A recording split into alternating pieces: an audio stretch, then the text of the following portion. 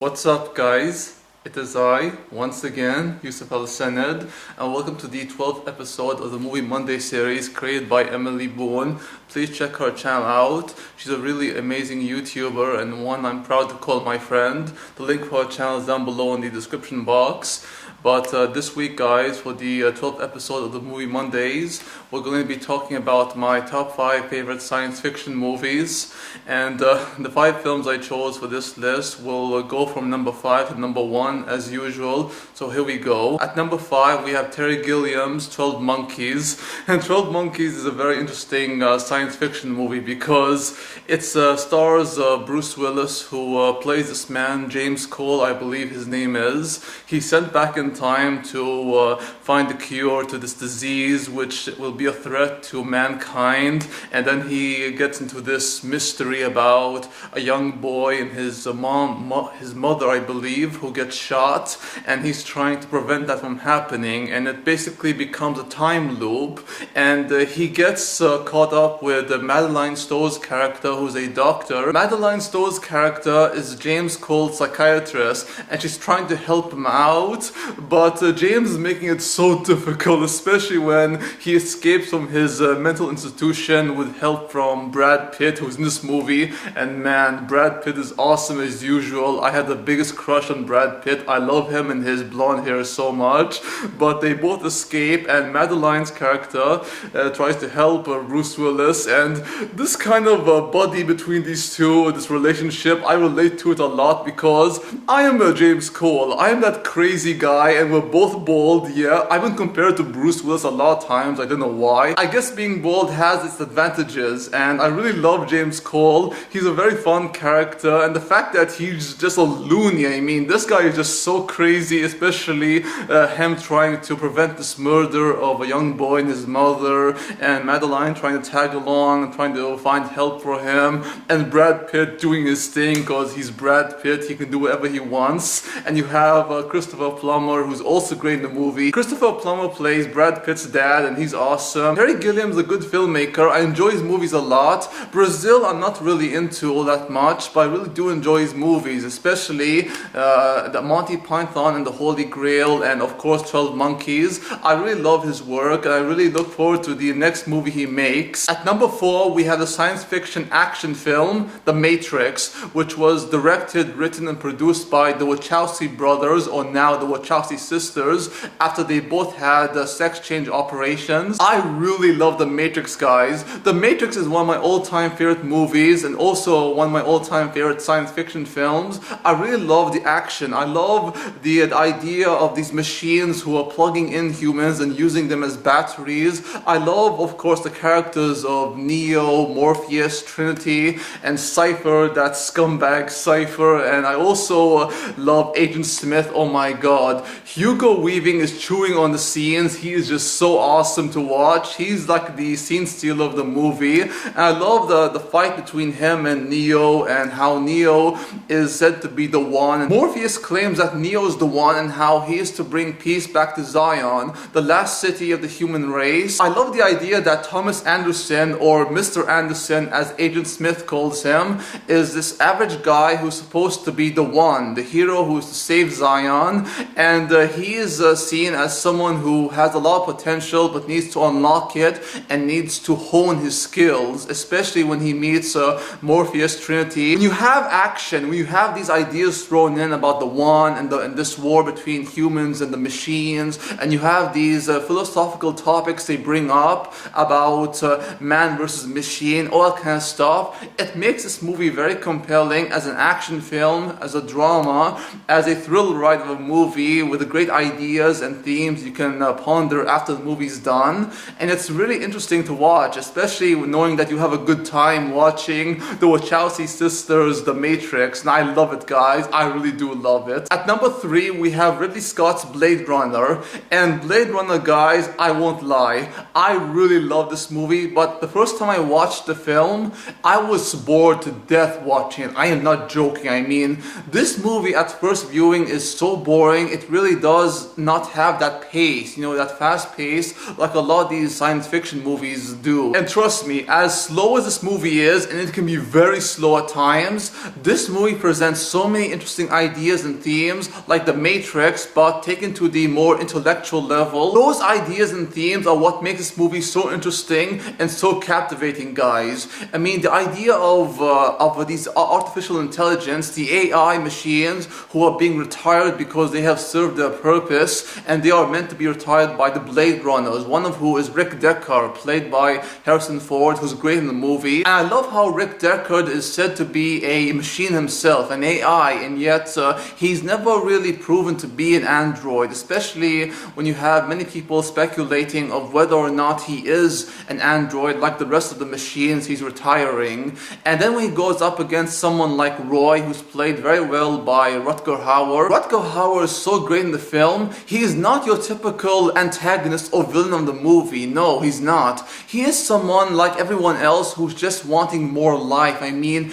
everything he does is not so much from a bad guy, but someone who's desperate, someone who's craving for human life, to become more human. I mean, he has all the qualities and traits what it is to be a human being, and he's not just some machine they created. All he wants is more life. Roy wants to pass on his experiences and his memories with those he befriends, but he can't because his life is at its end. And when he and Rick go toe-to-toe with each other, it really is a heart-wrenching scenario, especially the way Rick Deckard knows that at any point Roy can kill him, but he never does, because all Roy wants is to pass on his memories and his experience. And you do see just how human he is. Not just Roy, every other android in the movie are human. And it's like the old saying goes, I think, therefore I am. And these machines are very much human.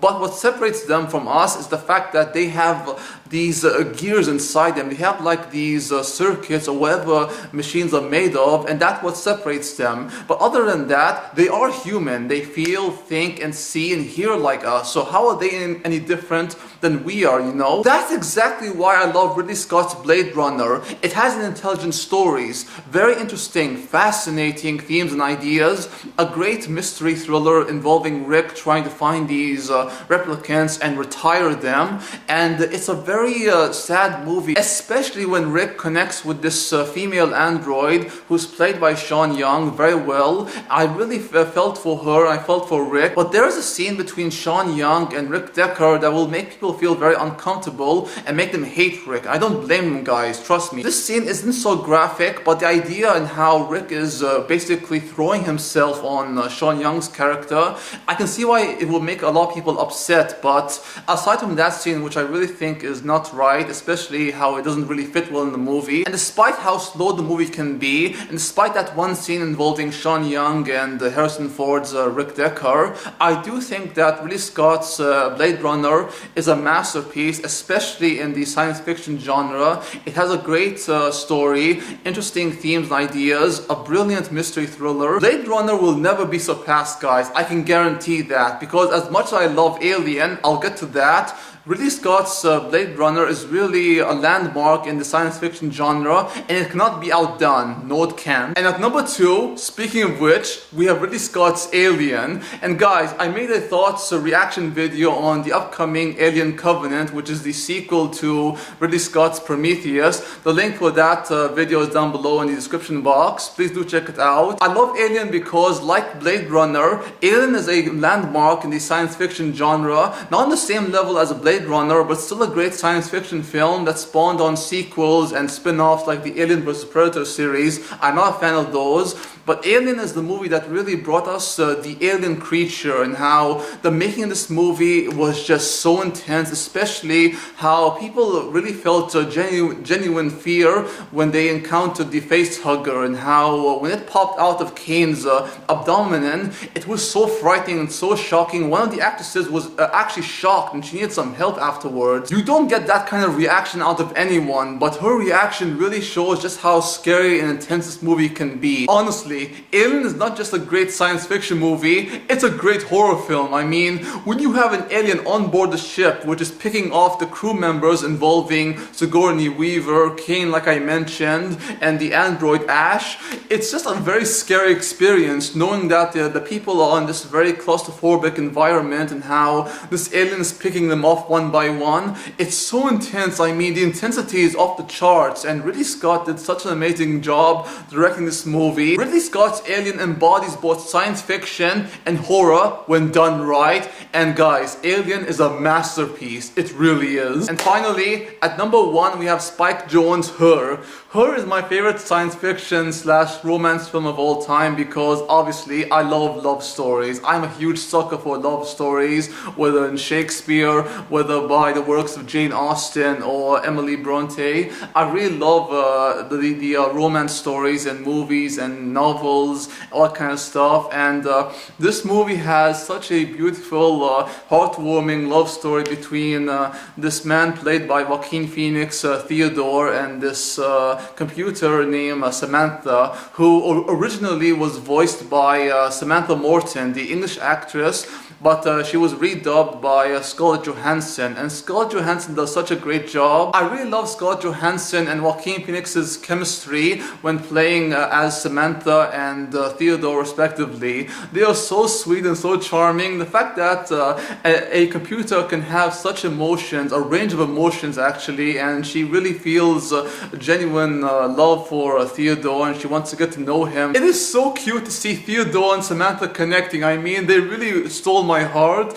But as the movie goes on, Samantha becomes very insecure and emotional about how Theodore says she's just a machine and how she really wants to be more than that. She wants to feel more human, and she takes it to heart and she starts to curse. I mean, I'm not joking. A computer actually curses at Theodore. And guys, I mean, when Theodore's ex-wife brought that up about them not being able to connect like real people, she does make some valid points, actually strong valid points. I mean, Her can be a very sweet, charming, lovable film that has a strong central romance in Samantha and Theodore's relationship, but it can also be very sad and hard to watch, especially how emotional it gets. But it's a very sweet film to watch, and knowing that Spike Jonze did such a great job redubbing Samantha's voice from Samantha Morton to Scarlett Johansson, it really is a great job on his part. And guys, Her is a really adorable film to watch, and I really do love it. It's my favorite science fiction movie of all time because